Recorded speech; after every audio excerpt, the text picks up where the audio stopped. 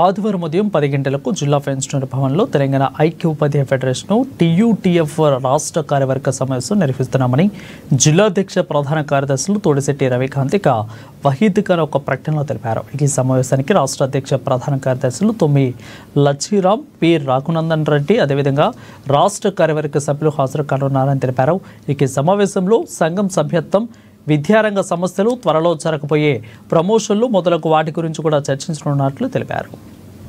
Telangana ఐక్యోపాధ్యాయ federation TUTF ఉపాధ్యాయుల సమస్యల పరిష్కారానికి పోరాడుతున్నటువంటి ఏకైక ఉపాధ్యాయ సంఘం టీయూటీఎఫ్ రాష్ట్ర కార్యవర్గ సమావేశాన్ని రేపు నిర్మల్ జిల్లా కేంద్రంలోని జిల్లా పెన్షనర్ భవన్లో ఉదయం 10 గంటలకు ఘనంగా నిర్వహించబోతా ఉన్నాం.